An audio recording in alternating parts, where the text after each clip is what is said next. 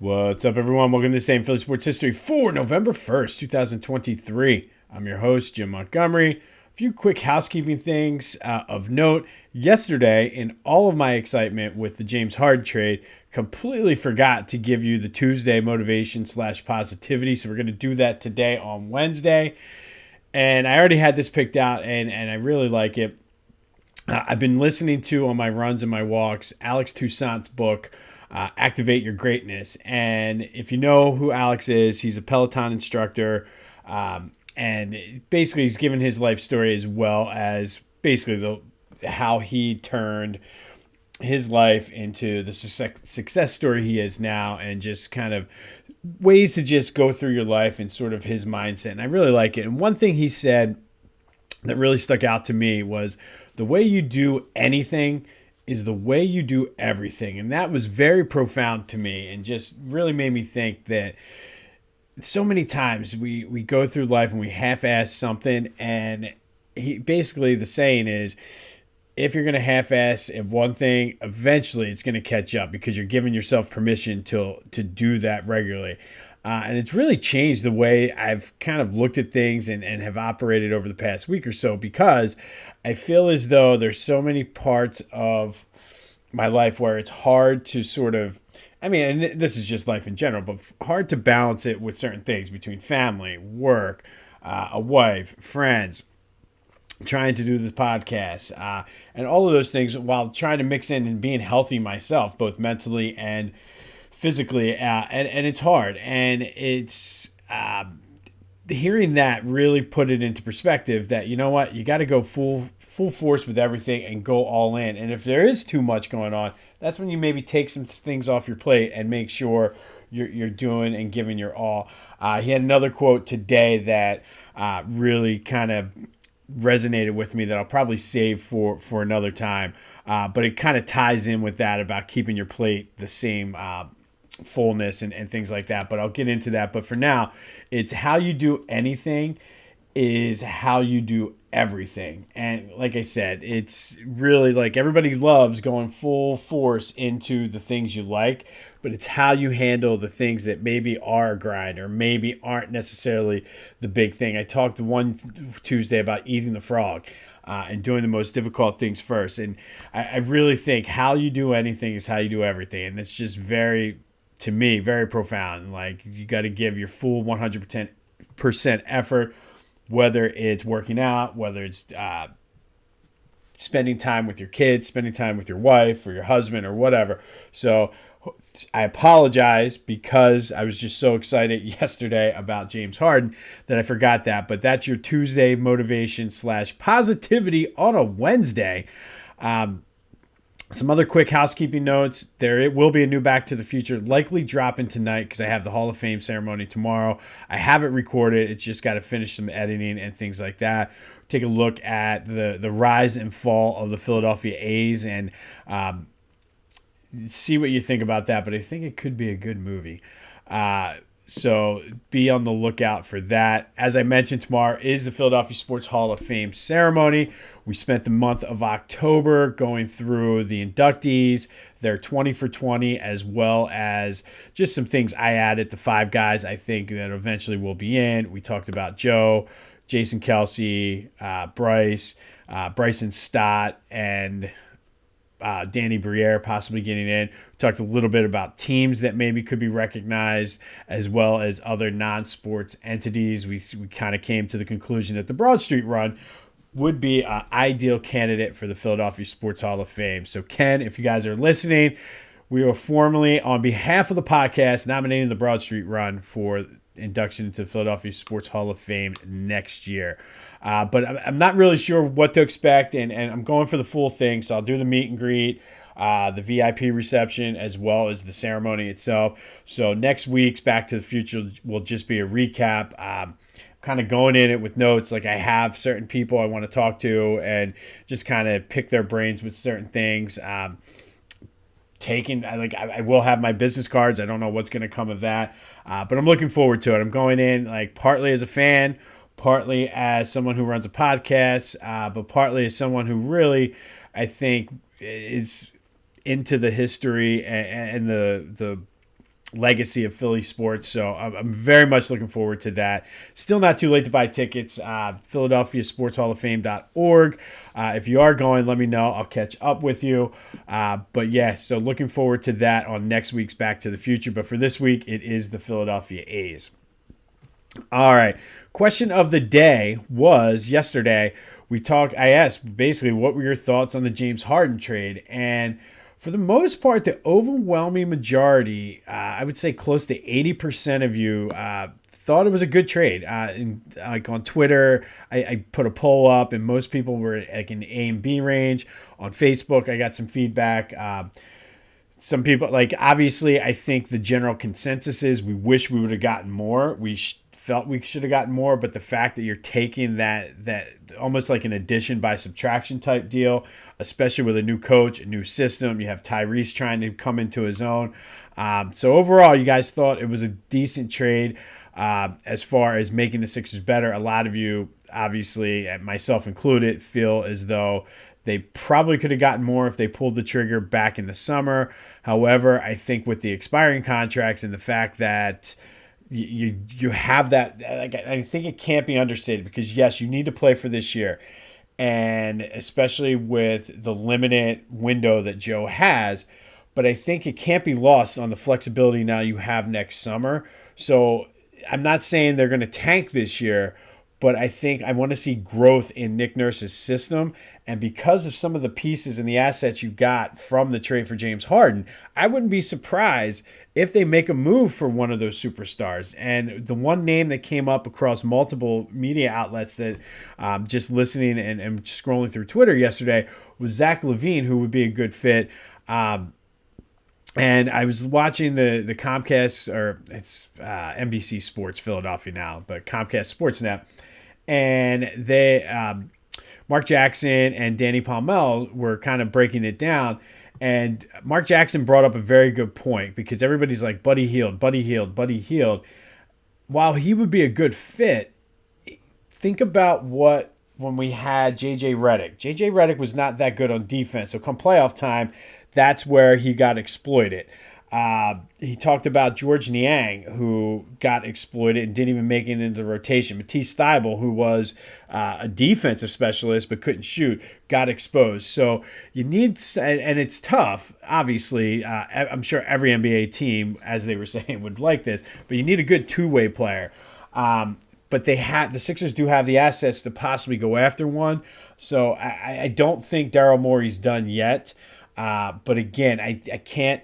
You can't undersell the fact that only 4 guys are under contract for next year.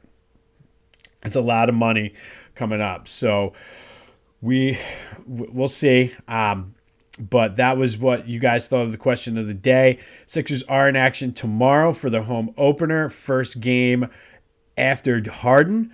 First game AH, I guess you could call it, even though he's only here for a year and a half. But anxious to see now how they come out and the energy they have playing at home.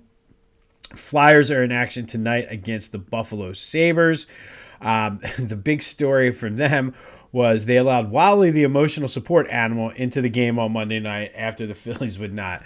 And I don't know. I mean, is this something we need to kind of focus on or worry about? I mean, I get it. I don't want to dismiss people's feelings, but an alligator, I don't know. That's our question of the day, though. What's the limit on support animals, and are you comfortable with sitting next to an alligator during a game? That's not really the question of the day, but if you want to give me your feedback on that, let me know. I had a friend, Wally, in high school or college at one point too. He was a real dick, though. Enough about that. That's neither here nor there. But I'm sure it's only a matter of time before Philly Goat has a Wally Gator shirt. So go check them out. Be on the lookout for it, because I just know how his brain operates. I can totally see it coming. But go to phillygoat.com. Check out their wide selection of Philadelphia sports apparel. They're second to none. And as now the Sixers and the season is progressing, I'm sure there's going to be more Sixers stuff, and just a great organization, great shirt company. Go check them out. phillygoat.com. Use the promo code Jim Montgomery for 10% off of your order. I'm waiting for the Wally the Gator shirt, and I'm still waiting for a Mega John. I need a Mega John shirt. All right, so Eagles update. Not really much going on. There were no other big moves by Howie after the trade deadline. I know a lot of people were talking about possibly going after a running back. They were in the mix for a couple DBs.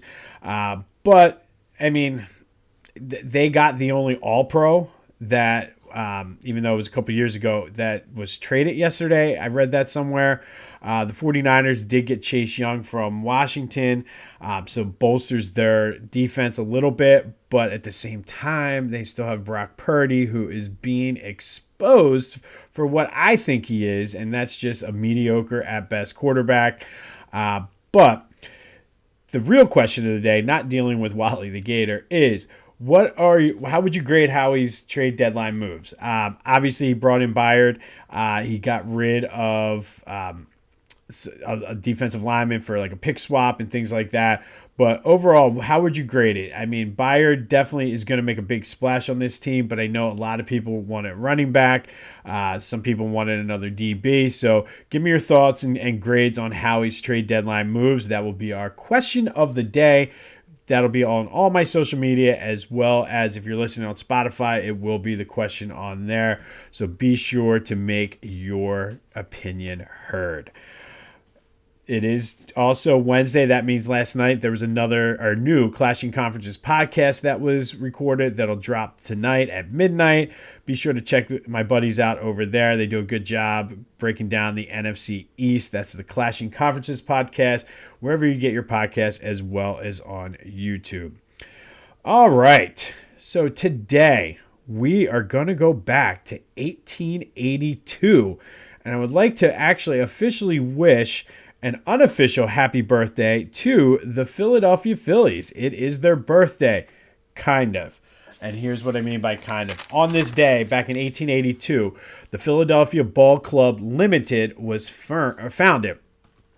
And they were capitalized by Al Reach, who was a sporting good mogul, who was very much responsible for creating the basically the baseball glove as we know it, because back in the early days of baseball, they just used their hand, as well as kind of, I believe he was the guy that also standardized the baseball, but he ultimately sold his company to Spalding. So Al Reach, as well as attorney John Rogers, gave up the $15,000 to start the Philadelphia Ball Club Limited. And ultimately, their purpose was for playing baseball in the city of Philadelphia. It did not take long for them to get awarded an expansion franchise for the National League. In 1883, they were awarded what was known, one of the teams, and became known as the Classic 8, kind of like the original 6 in hockey. They were this is going to be tough to say. They were replacing the Worcesters, or Worcesters, or whatever. There was the same name, Worcester, Mass, Worcester. They named the team the Quakers. So they did come in and play in 1883, but for their first exhibition game, the Philadelphia Inquirer, who covered them, referred to them as the Phillies.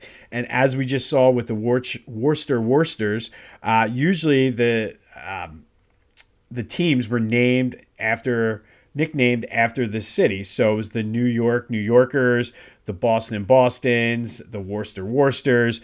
But the Philadelphias didn't necessarily roll off the tongue very easily. So the Inquirer shortened it to the Philadelphia Phillies. And that's kind of how the Phillies got their name. They were originally the Quakers, but back then, the way they sort of identified was they named them after the city. And again, could you imagine the Philadelphians? Doesn't necessarily flow the way you should. So the Phillies, eventually the Quakers was dropped, or the Quakers' name was dropped, and they became just known as the Phillies. And the Phillies, ironically enough, are the longest continually used nickname by a team in the same city. So there is definitely a lot of history there with the Phillies. But on this day, back in 1882, the Philadelphia Ball Club Limited was formed, backed by money-wise by Al Reach, who made his money in sporting goods, and attorney John Rogers. Ultimately, they became the Philadelphia Quakers, nicknamed the Phillies in 1883, and the name has stuck ever since. So you can almost kind of say this is the unofficial birthday of the Phillies. So happy birthday, Phillies. You're still disappointing us after all of these years. Just kidding. Kind of. Speaking of disappointing, it's always disappointing when I get in my truck and I see the trash. Carcan.com has the solution. Carcan is a trash can that fits right on the back of your seat. Your kids or whoever's riding in the back seat can just throw their trash right in. Helps keep the back of your car or your truck clean. It can also be used as storage as well as a cooler. If you don't have kids or nobody rides in your back seat, or you have one of those hipster cars that don't have it only has 2 seats in it, they have a ton of other organizational things for your car. I've been talking to things about the organizational boxes in the trunk. So be sure to check out carcan.com. Use the promo code Jim Montgomery 20 off for 20% off of your order. It makes a great gift. That's carcan.com. Promo code Jim Montgomery 20 off for 20% off of your order. All right. Sticking with the disappointing theme, though, I figured I'd sneak into the car can there, but we are going to talk about, for the month of October or November, because we did get disappointed by the Phillies this season. I thought it was apropos to talk about the most disappointing athletes in Philadelphia history. Now, these guys were people that came in with either as a high draft pick, through a trade or a free agent, who had high expectations and just really never lived up and disappointed us. And we all know we have a ton of them throughout Philadelphia sports history. So sticking with the Phillies theme on their birthday, first one we're going to talk about for the month of November is Lance Parrish, who's a catcher from the Detroit Tigers. Now, he signed a 1-year, $800,000 contract with a $200,000 worth of bonuses with incentives in 1987. He did end up playing 2 years in Philly. Now, this is key because I vividly remember this. In 86, the Phillies finished, they won 87 games, which wasn't too bad. Mike Schmidt was the MVP, but they finished 21 and a half games back of the Mets that year. That's how good the Mets were. So Lance Parrish was kind of seen as this missing piece. They had guys like Von Hayes, Juan Samuel, Mike Schmidt, albeit he was getting a little bit older. They had some decent young pitching, or so they thought. So why not bring in Lance Parrish, who was arguably one of the best, if not the best catcher in the American League. He was a 3-time Gold Glove winner, 6-time All-Star, 5-time Silver Slugger, and won the World Series with the Tigers in 1984. So a good guy, people were excited. I remember being super excited that this guy was coming in. Well, it didn't take long for him to endear himself to the Philadelphia fans. Got off to a horrible start. Was hitting 188 in April. His family was booed. All kinds of unnecessary stuff and things, but rightfully so. I mean, he was considered one of the best catchers, and here he is stinking it up in his Philly debut. When it was all said and done in 1987, he played 130 games, hit 257, 17 home runs, basically his lowest season totals since the 1981 season, which was shortened by a strike. He grounded into 23 double plays, and it didn't stop there. Defensively, he was a Gold Glover. He allowed 142 stolen bases. Basically, again, his worst season ever. In 1988, he got slightly better. I mean, not offensively. He hit 215 with a 370 slugging percentage, which was the worst of his career. Somehow, his defense got better. He got selected to the All-Star game. And again, we talked a lot about Juan Samuel kind of getting inducted into Phillies Wall of Fame because he was just there. How does Juan Samuel or an aging Mike Schmidt not make the All-Star team as the Phillies representative instead of Lance Parrish? But in his 2 years in Philly, he hit 230, 32 home runs, 127 RBI, which would not be a terrible year for 1 year, but no, he did this over the course of 2 seasons, coming in as a highly touted free agent. In '87, the Phillies were 80 and 82. They finished in fourth place, but the NL East was pretty competitive. Had he just been half of what he was in Detroit, maybe the Phillies had a shot to kind of chase down the Cardinals. And then in '88, they were just absolutely atrocious. Mike Schmidt was nearing the end of his career. They finished 35 and a half games back. But today's disappointing athlete, one of the most disappointing, I think, ever to wear the Phillies uniform. Lance Parrish came in with a ton of hype and didn't really do much. And then, as is typical of a lot of these players, he kind of got back closer to where he was pre-signing with the Phillies afterwards, but he decided to give his 2 worst years of his career to Philadelphia. Lance Parrish, we thank you. All right, Lance Parrish, I remember being so excited about him. Man, talk about the ultimate disappointment. But on this day in 1882, the Philadelphia Ball Club Limited was formed, paving the way for the Philadelphia Quakers, a.k.a. the Phillies, to be an expansion team in the National League. So next time you're saying, let's go Phillies, just remember, you could be saying, let's go Philadelphia. Kind of an interesting little take there. Flyers in action tonight. Be sure to let me know what you're feeling about Howie Roseman's trade deadline moves. It wasn't necessarily as active as he was, but I think Byard is a great piece that's going to help them out. So let me know what you think. Be sure to check out my boys tomorrow at Clashing Conferences. Remember, how you do anything is how you do everything. And that's your Wednesday motivation, Tuesday motivation on a Wednesday. Lots going on today, but it's supposed to be a chilly one, but it's supposed to actually maybe see some sun today. So go have yourselves a Wednesday. This has been This Day in Philly Sports History. I'm Jim Montgomery, and until next time, I'll see you when I see you.